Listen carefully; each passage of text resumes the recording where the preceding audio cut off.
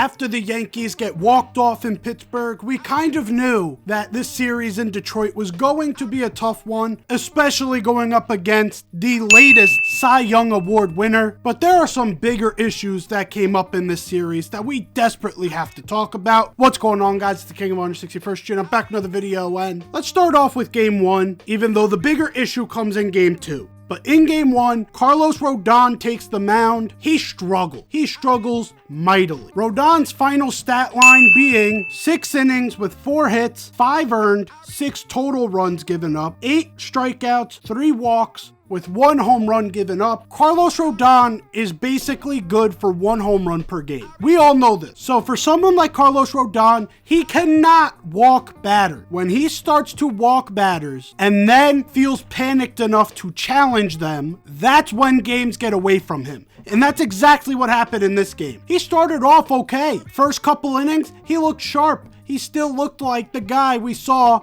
in the first couple games he's played. Then he started to get walks. Then he got a second walk. Then he gets a strikeout, okay, but then he gives up a home run. He tried challenging Andy Ibanez. Andy Ibanez took him deep. That cannot happen. For Carlos Rodon to have a successful 2025 campaign and actually be a solid 2, the home runs are fine. When he gives up the solo shots, we expect them, but it gives us a shot to come back in the game. Once you start walking batters, that's when the game starts to get away from the entire team. He gave up 6 runs, 5 of which were earned. And this is a game we desperately needed because of today's matchup. We all knew we needed to get a win before the Tarek Skubal start. And what did we need from that? We needed a big Carlos Rodon start to make that happen. It did not work out. Carlos Rodon looked pretty shitty. And even when the Yankees tried to mount momentum, Carlos Rodon then gave up runs. When we were down 3-0, Aaron Judge drives in a run.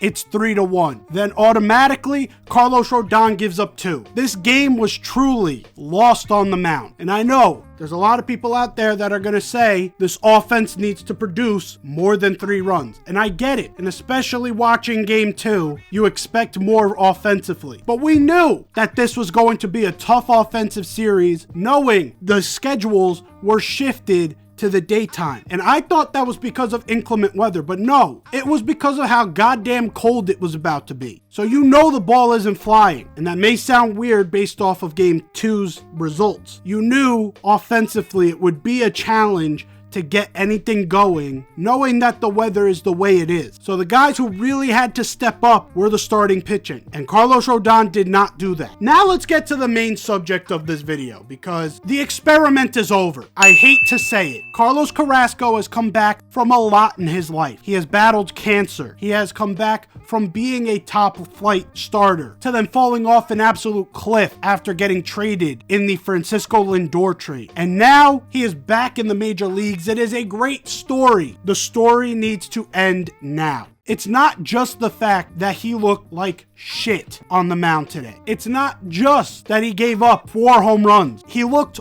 old. And the way I judge a player looking old is a way that is used in boxing or in MMA, in a combat sport. The way to know a fighter is too old to continue fighting is when they know what they have to do. They know exactly what they need to do to beat their opponent. They just can't do it. They see the opening and they want to throw, but they just can't. What I saw from Carlos Carrasco today was a player who knew exactly what he had to do and could not pull it off. He knew in certain spots he needed to throw an inside cutter. And what did he do? He threw a cutter right down the middle. He knew he needed to throw a fastball in a certain spot. What does he do? He throws the fastball up. It's someone who just cannot execute on a game plan, not because he doesn't know what to do, but because his body is not allowing him to execute in the way he needs to. And to me, when I see that, and I saw the same exact thing from DJ LeMahieu, to me, they both are at a point in their career where they either need to make major changes or it might be time to hang them up. And in the case of Carlos Carrasco,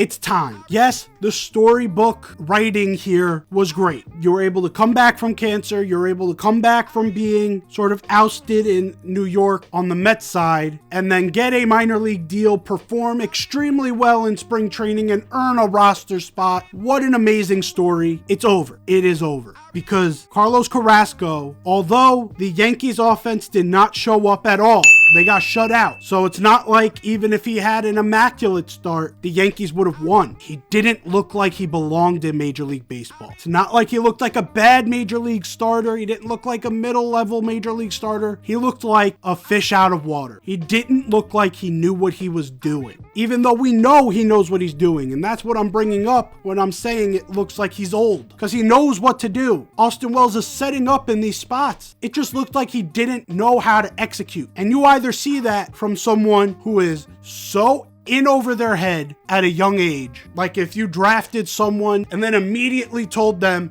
you're starting in a major league game right after the draft. You see that from guys like that who have not had enough seasoning in professional baseball, or someone whose body will not let them execute. And here it is obviously the latter, and the Yankees need to find another answer for that starting pitching role until Clark Schmidt inevitably comes back. The Carlos Corrasco experiment to try and revive his career, it cannot go on. And I know this sounds like an overreaction. We are only like 12 games into the season. We're not too far into the season. The Yankees offense did not help him out at all. So you might be willing to give him a break. I'm not, because I expected the Yankees offense to not do well in this game. I expected this series to be 1-1. I expected this game to be a loss. What I did not expect, or what maybe I neglected to expect, was that Carlos Carrasco was in over his head. That's what we're looking at here. We're not looking at a guy who just needs a couple adjustments. This is a guy who needs an overhaul, and an overhaul probably wouldn't even work. It's a guy who just needs to be on the coaching staff because he knows what he's got to do. We know he's a great pitcher. He was great in Cleveland. He would be great for some of the young starters like Luis Gil and Clark Schmidt. He'd be great. He's just not going to help the Yankees win games. And even in a game that is not up against the reigning AL Cy Young winner, that's looking for vengeance after 2 straight bad starts, that performance won't cut it. And if the Yankees want to do anything this season,